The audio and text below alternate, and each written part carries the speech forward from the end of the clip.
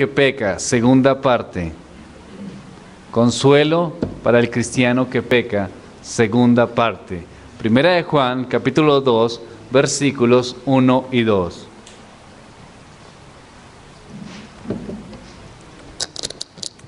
Hijitos míos, estas cosas os escribo para que no pequéis. Y si alguno hubiere pecado, abogado tenemos para con el Padre, a Jesucristo el justo. Y eres la propiciación por nuestros pecados, y no solamente por los nuestros, sino también por los de todo el mundo.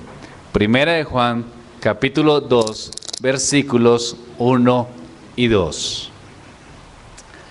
Habíamos dicho entonces que había unas palabras consoladoras, iniciando el capítulo 2. Pero no quiero proseguir sin antes dejar algo bien claro. Aunque el sermón anterior me hice un gran énfasis en la providencia divina de cómo Dios va consolando a aquellos que pecan por el Señor Jesucristo, porque es nuestro abogado representativo. También es importante que tengamos en claro lo siguiente, resumiendo el capítulo 1. Es claro, y es necesario tener en cuenta, que si estamos en Cristo, eso no es una licencia para pecar. Los gnósticos, en el contexto de Primera de Juan, tenían unas ideas similares para justificar sus actos pecaminosos. Pero recordemos lo siguiente, todo el primer capítulo de Primera de Juan son una muestra de cómo Dios aborrece el pecado. Dice entonces Primera de Juan, capítulo 2, versículo 1, dice, estas cosas os escribo para que no pequéis. La palabra de Dios, entonces lo que está diciendo Juan es que las escrituras, la palabra de Dios está escrita, ¿verdad? Con un propósito. Según lo que dice Juan, ¿cuál es el propósito? Para que no pequéis. Es decir, aquí vemos lo que se denomina una intencionalidad. La intención del apóstol al escribir lo que escribió en el capítulo 1 es que no pequemos. Es decir, el apóstol Juan desea, por medio de la palabra, por medio de lo que está escrito, es que no pequemos. Ahora, lo que está diciendo Juan en el capítulo 1 es que no pequemos contra Dios, que no hay ninguna justificación para el pecado, que Dios aborrece el pecado. La palabra de Dios está en contra del pecado. La esencia, la naturaleza de Dios en su santidad está contra el pecado. La ley de Dios, como vimos en el pacto de Moisés, está en contra del pecado. La obra, queridos hermanos, del Espíritu de Dios, la obra de restauración, la obra que Dios hace, que su Espíritu Santo hace en el corazón de los hombres, está en contra del pecado. Y la manifestación más grande de que Dios está en contra del pecado, ¿cuál es? La cruz de Cristo. La cruz de Cristo está en contra del pecado. Es decir, lo que dice Primera de Juan en su capítulo 1 es que no es la voluntad de Dios que pequemos. De hecho, el verdadero cristiano tiene poder sobre el pecado. No tenemos que vivir en derrota espiritual. Dios promete la victoria. Eso es lo que está pasando. Eso es lo que dice en Primera de Juan. Ahora,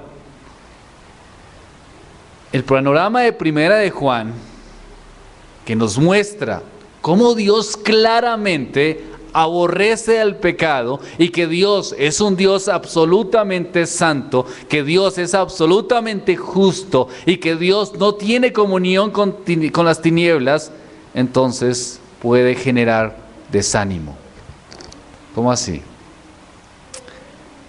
Terminamos analizando Primera de Juan y pensamos, sí, definitivamente aquí estamos viendo que Dios es luz, que Dios no está con las tinieblas, que el que dice que no tiene pecado, pero que si no está viviendo en la armonía y en la fe y en la luz del Evangelio, pues se engaña a sí mismo. Aquí vemos que hay una santidad absoluta y esa santidad absoluta se refiere a Dios.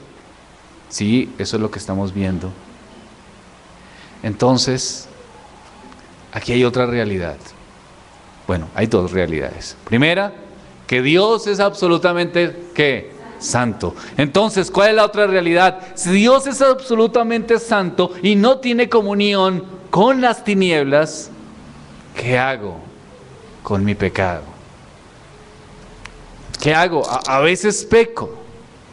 Nos pasa, ¿verdad? En momentos peco.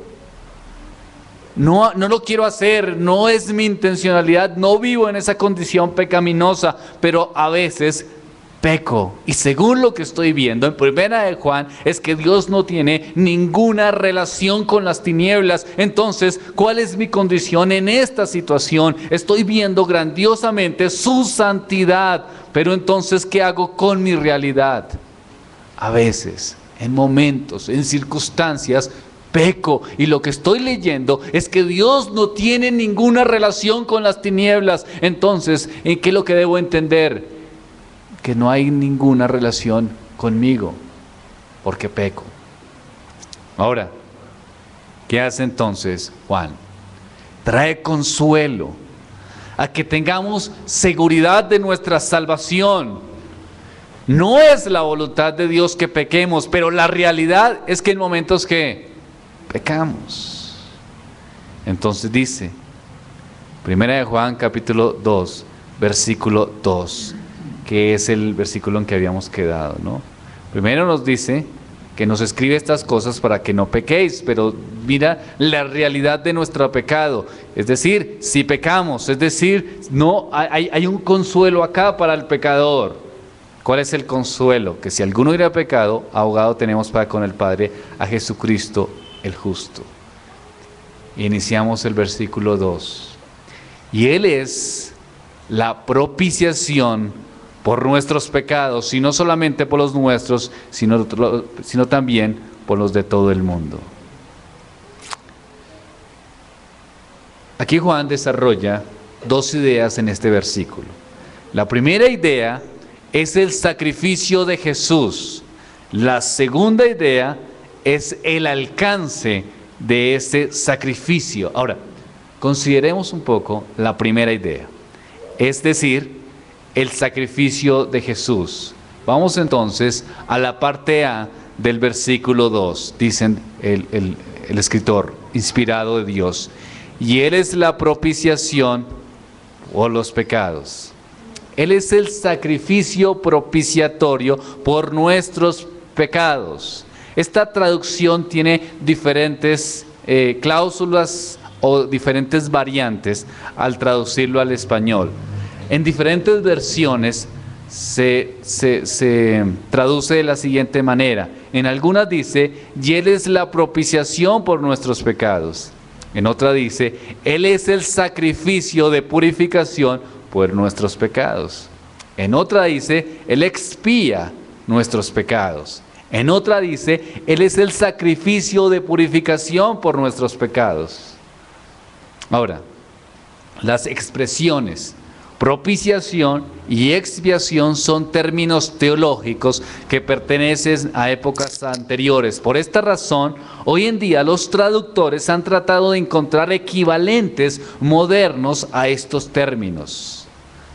Algunos han aportado una paráfrasis del texto, intentando aclarar su significado con la palabra sacrificio expiatorio, sustituyendo así la palabra propiciación como también expiación. Eso es un poco desde la gramática, como lo podemos entender. Antes de analizar más de cerca la redacción, debemos considerar un pasaje paralelo, que es Primera de Juan, capítulo 4, versículo 10. En este pasaje, Juan utiliza la misma redacción, pero el contexto enfatiza es el amor de Dios. Primera de Juan 4:10. En esto consiste el amor, no en que nosotros hayamos amado a Dios, sino que Él nos amó a nosotros y envió a su Hijo en propiciación por nuestros pecados.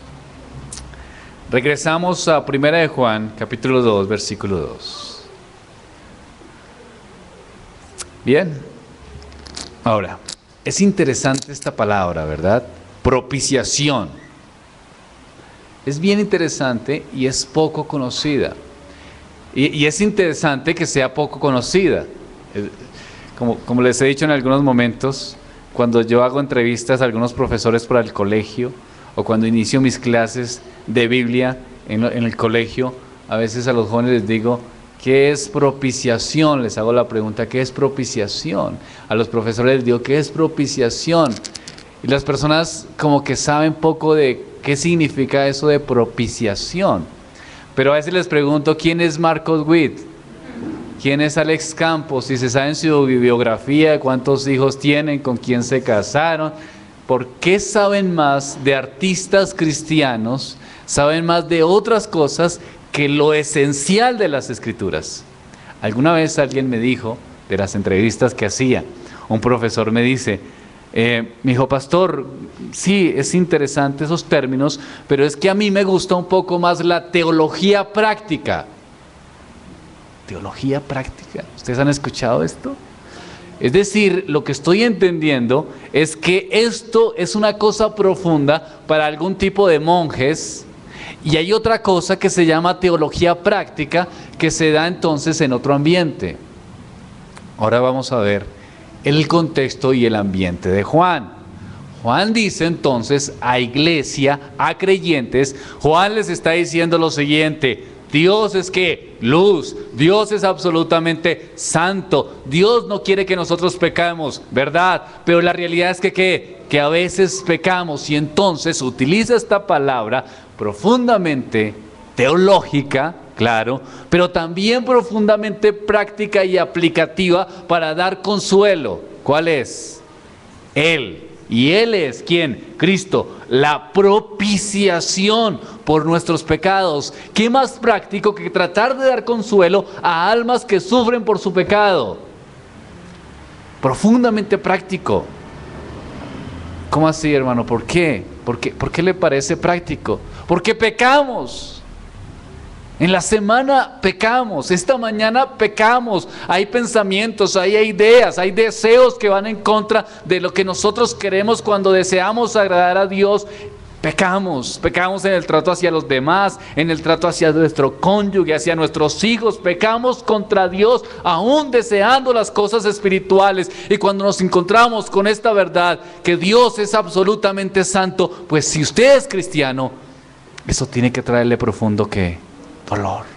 Señor, qué tristeza lo que estoy haciendo, qué tristeza lo que estoy pensando. Juan, dame alguna palabra que me aliente de esta situación. Y Juan viene y no nos da una teología práctica para algunos, ¿no? Sino que utiliza un término teológico del Antiguo Testamento, como nos enseñaba esta mañana el hermano Rodolfo, y utiliza esta palabra, propiciación. ¿Para qué? Para consolar. ¿Por qué entonces? Porque las Escrituras y la doctrina es de consuelo. No se puede separar una cosa práctica cuando se dan consejos y una cosa teológica. Es decir, la teología tiene que ser práctica, en el sentido de que la teología en relación a Cristo tiene que traer consuelo a las almas abatidas. El cristiano peca.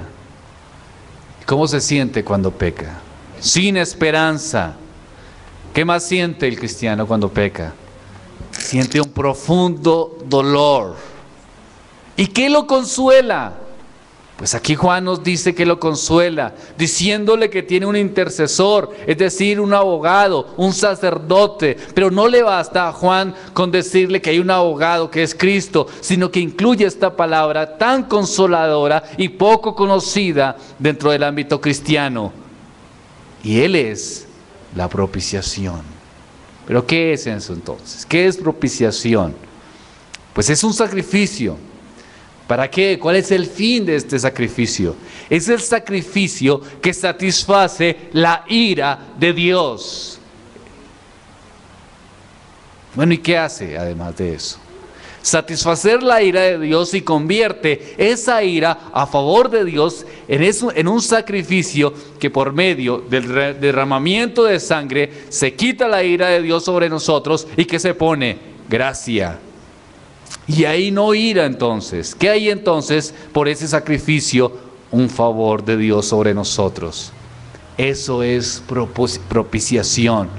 Es un sacrificio que satisface la ira de Dios.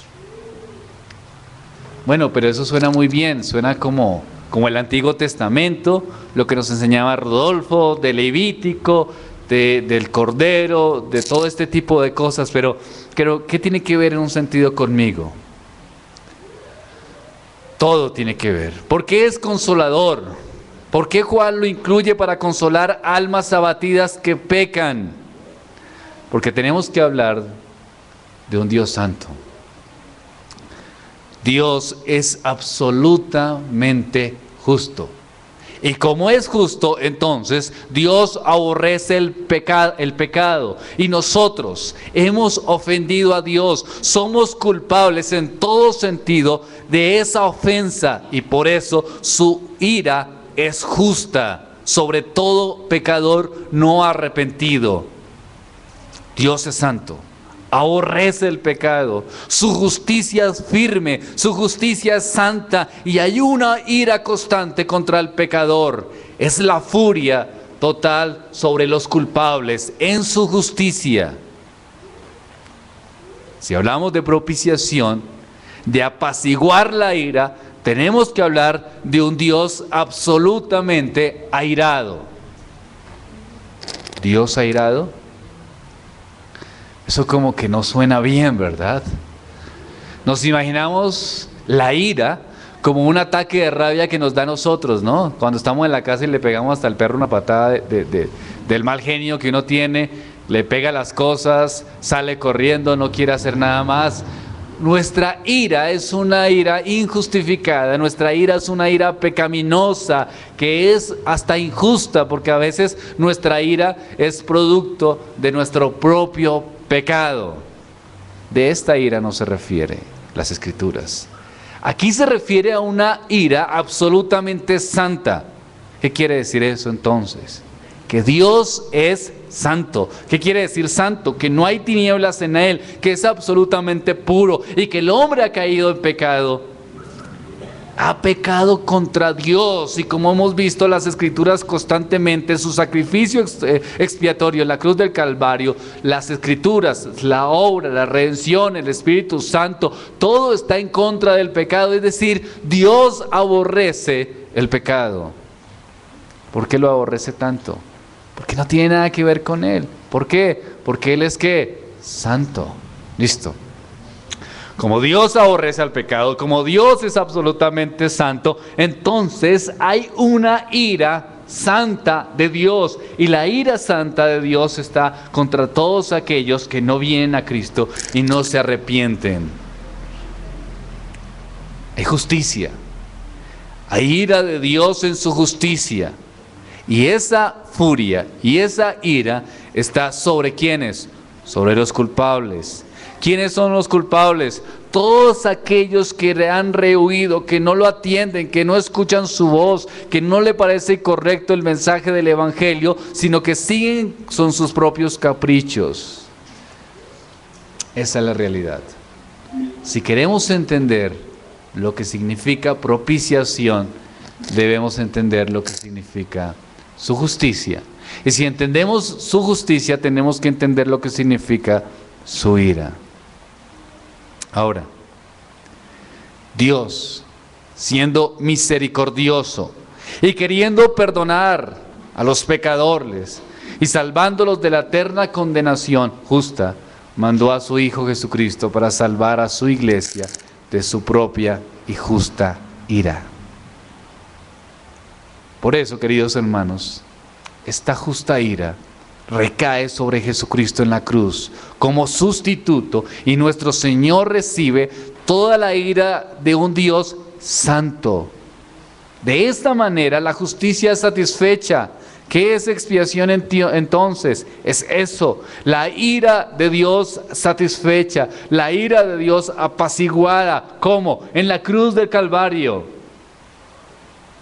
Y por eso Dios puede perdonar a un pecador sin cometer un acto de injusticia. ¿Cómo así? ¿Por qué habría injusticia?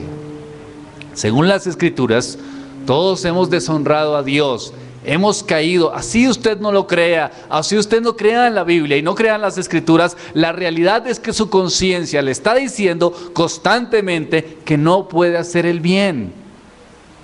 A veces se levanta en la mañana, se va muy animado a su trabajo y cuando llega la noche regresa y piensa: ¿por qué pensé esto? ¿Por qué actué de tal manera? No puedo todavía dominarme. Lo intento una y otra vez y sigo haciendo cosas que son incorrectas. Oye, pero tú no crees en Dios. ¿Por qué son incorrectas? No sé, yo solo siento que son incorrectas. ¿Pero crees en Dios? No, no creo en Dios. Pero entonces, ¿por qué actúas de esa manera? No sé, hay cosas que son incorrectas. Debe ser porque la sociedad me dice que son incorrectas. No sé por qué, pero en mi conciencia siento que hay cosas que son incorrectas. Bueno, entonces así no creas en Dios, así no creas en la Biblia, sabes que hay algo que no está bien en ti. ¿Sabes cómo se llama eso? Se llama pecado. Y tu conciencia te está diciendo que tu pecado te está consumiendo, y aunque quieras callarlo, pues la conciencia grita, y tú vuelves y la callas, y la conciencia sigue gritando. Entonces, por esa conciencia y por ese pecado viene la ira justa de Dios, porque Dios es absolutamente santo, y cualquiera que rompe la ley de Dios merece entonces el castigo eterno. Ahora, si Dios salva a las personas simplemente por salvarlas sin un pago, ahí habría injusticia. Y Dios es justo. Entonces, ¿Dios qué hace? Manda a su Hijo Jesucristo para que el Señor Jesucristo sea el sustituto y toda la ira de Dios recaiga sobre Él en la cruz del Calvario para salvar a ¿quiénes? A su iglesia, a los suyos, a aquellos que se arrepienten. Entonces Dios puede salvar a su iglesia sin cometer injusticia. ¿Por qué? ¿Por qué no hay injusticia? Porque hay un pago. ¿Y cuál es el pago? Pues el sacrificio. ¿Y cuál es el sacrificio?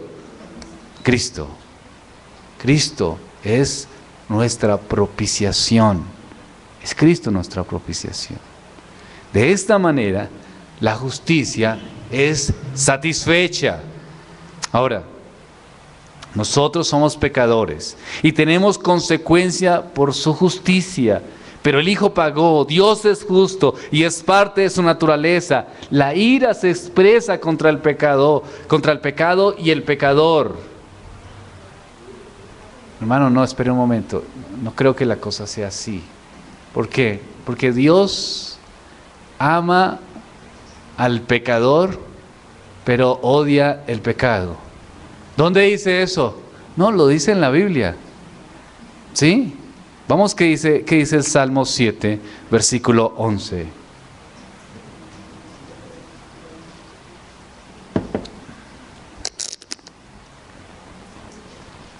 Salmo capítulo 7, versículo 11.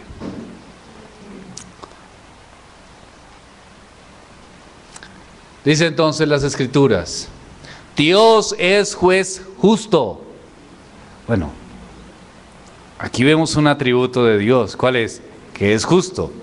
Y vemos que su justicia la lleva a cabo ¿como quién? Como juez. Estamos hablando que es un Dios serio. Y este Dios serio es juez y justo.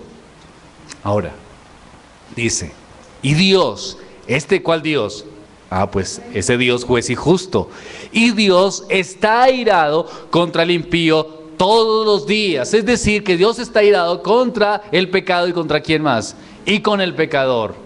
Ese tipo de frases son antibíblicas, no están de acuerdo al panorama bíblico. Lo que dice Dios es que Dios está airado contra el impío todos los días.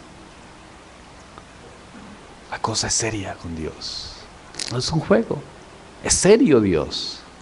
Por eso también es gracia, por eso su amor y su misericordia y el acto de Cristo en la cruz tienen tanto valor. Por eso podemos ser consolados con estas palabras, por su amor, Dios nos entregó a su Hijo como sacrificio de expiación por nuestros pecados. No hay otro camino, no hay otra salida, solamente Cristo y su obra redentora.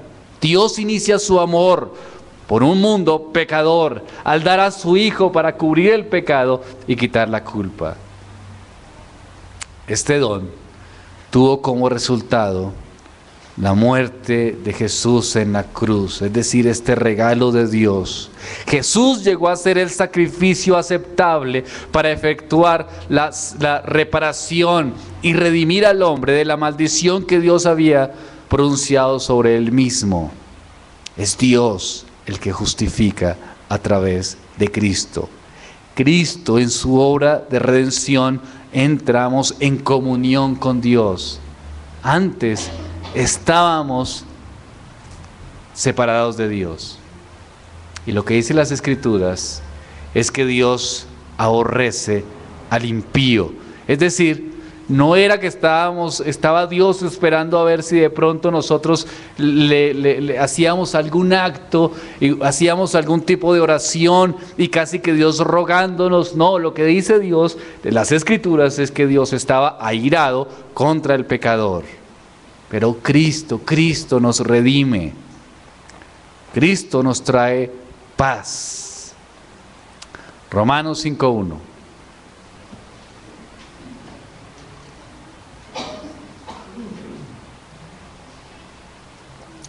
Romanos capítulo 5, versículo 1. Aquí vamos entendiendo por qué Dios pone este término, por qué el escritor Juan pone este término de propiciación para consolar a creyentes que eventualmente pueden caer en pecado. ¿Por qué? Porque la propiciación también trae paz. Dice Romanos 5:1. Justificados pues por la fe tenemos que paz para con Dios por medio de nuestro Señor Jesucristo. ¿Qué trae el pecado? ¿Usted peca y está tranquilo como creyente?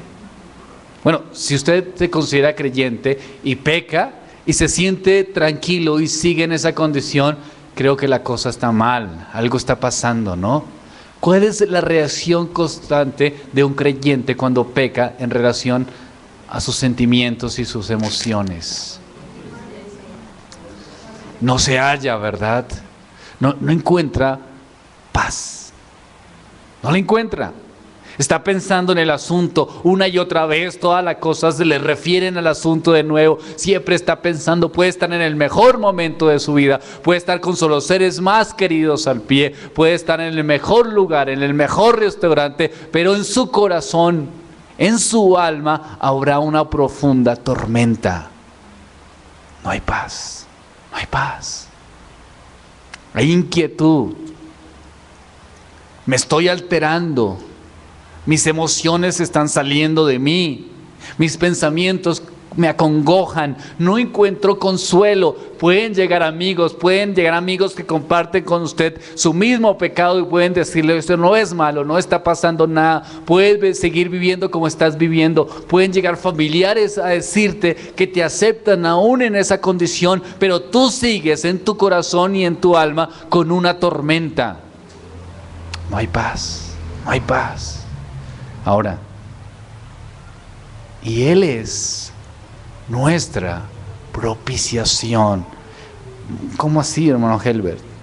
Esto, justificados pues por la fe, eso es propiciación. Tenemos que paz para con Dios, es decir, tenemos el consuelo de que Cristo obró en la cruz del Calvario, y aún cuando eventualmente pecamos, no que vivamos en pecado, sino que eventualmente pecamos, estamos justificados por ese sacrificio expiatorio y podemos, aún pecando, en algún momento determinado, podemos entrar a la presencia de Dios y tener eso tan anhelado que ningún hombre puede tener a menos que esté en Cristo, que es paz. Podemos encontrar eso. Podemos decir: Señor, ya, he pecado contra ti, he hecho lo que tú aborreces, he fracturado tu ley, pero vengo con un abogado Vengo con un sacrificio. Vengo con un Redentor que es Cristo y necesito eso que solamente tu justicia puede darme. La paz, la paz. Viene usted de rodillas delante de Dios y piensa: Señor, ven a mí, sé propicio a mí que soy pecador como el publicano, y ora en Cristo Jesús y recibirá consuelo profundo, y de una manera sobrenatural, no comprensible, usted puede sentir paz. Se levanta consolado, animado para seguir la lucha contra el pecado. ¿Sí ven cómo estos términos sí tienen sentido? Por eso están en las Escrituras y son esenciales en la palabra de Dios. Por eso Juan lo utiliza para consolar a las almas de los creyentes que pecan. Ahora, no solo eso, queridos hermanos. Otra cosa de la propiciación. 2 Corintios 5, 20 al 21.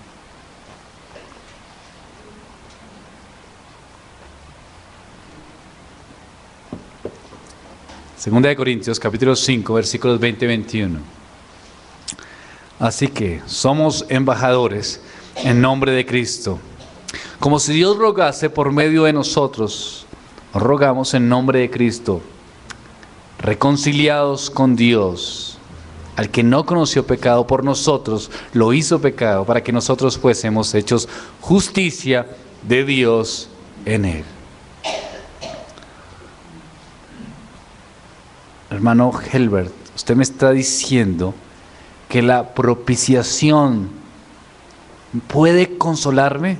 Sí, puede consolarme, puede consolarte. Esto dice Juan. ¿Por qué? Porque la propiciación te trae paz. ¿Por qué más? Porque la propiciación te trae reconciliación. Reconciliación. ¿Cómo es eso entonces? Cuando peleamos con alguien, ¿verdad? Con el cónyuge, con el jefe, con el subalterno del trabajo, con el hermano de la iglesia. Por alguna razón hay una fractura en la relación. De pronto vamos a pensar en un pecado por parte de uno y eso fractura la relación. ¿Cómo nos sentimos? Incómodos pensando en eso, ¿verdad? Y aún si piensa uno en desear que la cosa la relación se mejore, siempre uno está con un malestar. Cuando venimos a nuestro cónyuge y le pedimos perdón y hay reconciliación, entonces uno siente que ese perdón pues fue sincero y eso se manifiesta en esa reconciliación. Cuando hemos pecado contra Dios y venimos a Dios a pedir perdón, nuestra actitud nunca será suficiente para reconciliarnos. ¿Por qué? Porque lo más seguro es que volveremos a pecar. Entonces, ¿qué es lo que hace que nuestra reconciliación sea segura? Y Él es nuestra, ¿qué? Propiciación. Eso es lo que hace que su reconciliación sea segura. El sacrificio de Cristo, el sacrificio expiatorio de Cristo. Entonces, cuando el Señor lo ve, no ve su pecado, no ve su condición, sino que ve el sacrificio reconciliatorio, y entonces Dios lo mira a través de Cristo y entra en una relación de nuevo con usted en comunión. ¿Sí? Por eso tiene tanto sentido lo que está diciendo Juan. Es su sacrificio expiatorio. Y Él es la propiciación por nuestros pecados. Y no solamente por los nuestros, sino también por los de todo el mundo. El Señor Jesucristo llevó en sí toda la ira de Dios sobre su cuerpo. Eso es gracia. Eso es amor. Eso es un amor profundo para aquellos pecadores como usted y como yo. Esa es nuestra condición. Es decir, nosotros merecíamos la muerte y Dios en misericordia y por su sangre en Cristo Jesús apacigua la ira. El Padre dio a su Hijo para hacer propiciación. La ira de Dios sobre su Hijo. El sacrificio de Cristo en la cruz fue para apaciguar la ira del Padre. No como algunos dicen que el sacrificio de Cristo fue para apaciguar la ira de Satanás. No, fue para apaciguar la ira de Dios. ¿Por qué? Porque Dios es absolutamente santo. ¿Y qué? Y su santidad la acompaña ¿qué? Su justicia. Ahora, rápidamente miraremos la segunda parte del versículo 2. Sino también por los de todo el mundo. Aquí estábamos hablando entonces del alcance de la muerte de Cristo. Entonces, aquí vemos que el alcance de la muerte de Cristo es universal, pero su propósito abarca ¿a quiénes? A los creyentes. En otras palabras, la muerte de Cristo es suficiente para todo el mundo, pero eficiente o eficaz solo para ¿quiénes? Para los escogidos. La frase todo el mundo no abarca toda criatura que Dios ha hecho, porque entonces también los ángeles caídos compartirían la redención en Cristo, ¿verdad? Y no es así. Juan distingue entre los hijos de Dios y los hijos de los demonios. Primera de Juan, capítulo 3, versículo 1. Mirad cuál amor ha dado al Padre, para que seamos llamados ¿qué? Hijos de Dios. Por esto el mundo no nos conoce, porque no le conoció a Él. Primera de Juan, capítulo 3, versículo 10. En esto se manifiestan los hijos de Dios y los hijos de ¿qué? Del diablo. Es decir, aquí está diciendo, hay hijos de Dios y hay hijos del diablo. Es decir, la salvación no es universal para toda persona, sino solamente está diciendo que para los hijos de Dios. Todo aquel que no hace justicia y que no ama a su hermano no es de Dios. Finalmente, en el capítulo 1 de Juan, capítulo 3, versículo 16, llega una conclusión. En el versículo 16, 1 de Juan 3, 16. En este hemos conocido el amor, en que Él puso su vida por nosotros, también nosotros debemos poner nuestra vida por los hermanos. Jesucristo puso su vida ¿por quiénes? Por nosotros. ¿Quiénes somos nosotros en el contexto amplio? ¿Los hijos de qué? Los hijos de Dios. Es decir, que Jesús murió por todos aquellos que en Él creen. Ahora, pero hermano, ahí dice la palabra mundo, por de todo el mundo, claro, de toda nación, de toda tribu y de todo pueblo. No se refiere a toda persona viviente, ni toda creación de Dios. Se refiere a personas de todas las partes, de todas las naciones. Siempre habrán escogidos que vendrán a Cristo. Apocalipsis capítulo 7, versículo 9.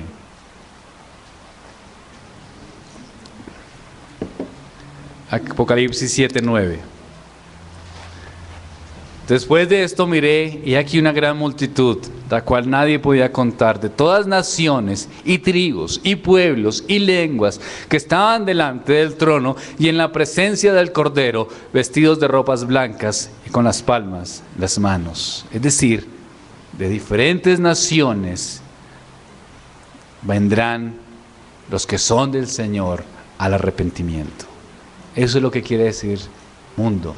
No quiere decir que es un universalismo la salvación.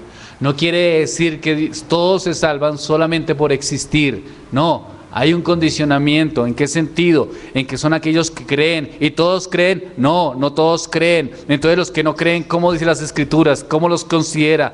Hijos de Satanás. ¿Y cómo considera entonces a los que creen? Hijos de Dios. Y entonces en el versículo 16 del capítulo 3, ¿cómo cierra la conclusión? Diciendo que por estos, pues ¿por cuáles? Por los hijos de Dios es que es la salvación. Y esos hijos de Dios, ¿dónde están? En todas partes del mundo. Claro, ¿verdad? Conclusión. El domingo, cuando venimos al culto, cantamos las palabras de los himnos, los salmos, tenemos compañía de los hermanos en la iglesia, recitamos las palabras de la confesión, pero durante la semana a veces caemos en pecado. ¿Cómo sabemos entonces que eres un cristiano? En los momentos de mayor debilidad, la duda y la incertidumbre entran en nuestra mente y te preguntas si realmente eres miembro de la familia de los creyentes. Cuando pecas, oyes la voz de Satanás acusándote ante Dios, diciéndole que de ninguna manera él puede ser uno de sus hijos. Lo hemos escuchado, ¿verdad? Además, la comunión cristiana se entristece por tu pecado. La comunión con los demás, la iglesia y el mundo se cuestiona tu sinceridad cristiana. Aunque escuches palabras de los himnos como que Jesucristo es Rey de paz, pero en un momento pareciera que carecen de significado para ti, te falta la certidumbre de la salvación. A los cristianos, a quienes les falta esa certeza, Juan les escribe el siguiente mensaje de consuelo. Si alguno peca, tenemos a uno que habla ante el Padre en defensa nuestra. ¿A quién? A Jesucristo, ¿el qué? El justo. Jesús es su ayudador. Él murió por los pecadores y los presenta como un abogado defensor ante el estrado judicial de Dios. Y en base de su muerte, Él reclama un veredicto. ¿Cuál es este veredicto hacia ti? Inocente, inocente. Pero fui culpable, pequé. Sí, pero Dios te hace inocente. ¿Por qué? Porque Jesús fue el que cumplió las demandas de Dios, ha derrotado a Satanás y silenciado las acusaciones. Ya no pueden haber acusadores porque Cristo los silenció con el sacrificio en la cruz. Cuando los creyentes vienen a Él en oración y piden perdón a Jesús, Jesús les ofrece una salvación gratuita y plena. El escritor de Hebreos dice, porque ciertamente no socorrió a los ángeles, sino que socorrió a la descendencia de Abraham, por lo cual debía ser en todo semejante a sus hermanos, para venir a ser misericordioso y fiel sumo sacerdote en lo que Dios se refiere, para expiar los pecados del pueblo. Segunda de Timoteo también dice, conozco a aquel en quien he creído, poderoso para guardar mi depósito para aquel día. ¿Qué quiere decir todo esto? Que Dios nos preservará hasta el último momento. Si somos del Señor, siempre seremos de Dios. Aunque peque, hermano, sí. Si somos del Señor, siempre seremos del Señor. Si vives en pecado, no eres del Señor. Si luchas con tu pecado y eventualmente pecas, la Biblia te consuela porque Dios promete que llevará a la eternidad. Como hemos dicho siempre, podemos estar en el barco, nos podemos caer dentro del barco, pero no fuera del barco, porque finalmente Dios nos llevará a puerto seguro. ¿Cuál es el consuelo para el cristiano que peca entonces? Su propiciación. ¿Qué hace? Nos da paz. ¿Y qué más? Nos consuela. ¿Y qué más? Nos reconcilia.